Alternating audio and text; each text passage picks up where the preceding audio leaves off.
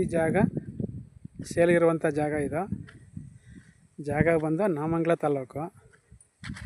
ಜಾಗದ ವಿಸ್ತೀರ್ಣ ಬಂದು 4 ಎಕರೆ.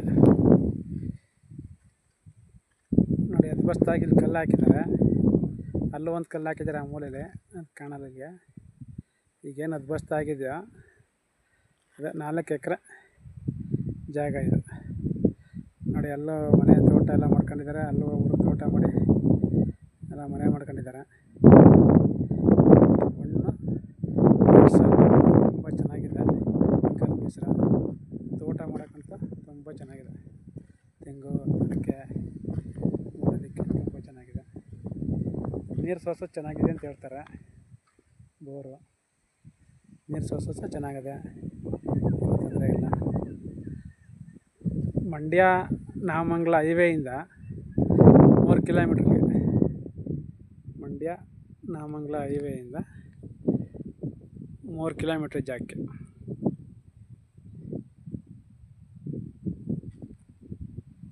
ನೋಡಿ, ಜಾಗ ತುಂಬ ಚೆನ್ನಾಗಿದೆ.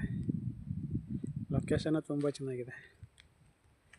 ಹೈ ಟೆನ್ಷನ್ ಹೋಗಿದೆ ಅದು. ಆ ಕಂಬ ಆ ಜಮೀನಿಂದ ಆಚೆಗಿದೆ. ಅದು ಇದಕ್ಕೇನೋ ತಾಕಲ್ಲ. ಅದು ಹೈ ಟೆನ್ಷನ್ ಇದೆಯಲ್ಲ, ಹೈ ಟೆನ್ಷನ್ನು ಈ ಭೂಮಿಗೆ ತಾಕಲ್ಲ. ಅದು ಅವ್ರದ್ದು ಹೊರಗಡೆ ಆಗಿದೆ. 4 ಕಡೆ ಆ ಕಡೆಗೆ ಆದಂಗಿದೆ. ಏನೂ ತೊಂದರೆ ಇಲ್ಲ. ನೋಡಿ, ಸುತ್ತ ಅದ್ಭುತವಾಗಿ ಬದಾಗಿ ಎಲ್ಲ ರೆಡಿ ಇರುವಂಥ ಜಾಗ ಇದು.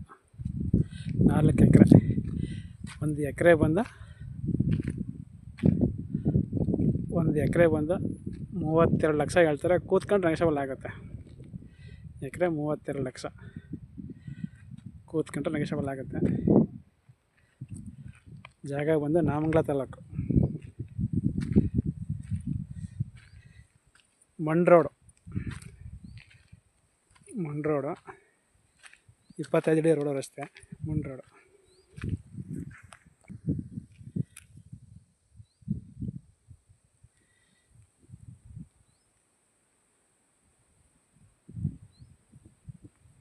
ನಾಲ್ಕು ಎಕರೆ ಜಾಗ.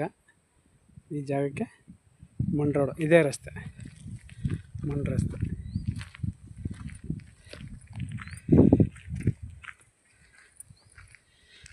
ಜಾಗ ಓಕೆ ಆದರೆ ನಂಬರ್ ಫೋನ್ ಮಾಡಿ, ಶೇರ್ ಮಾಡಿ ಸರ್.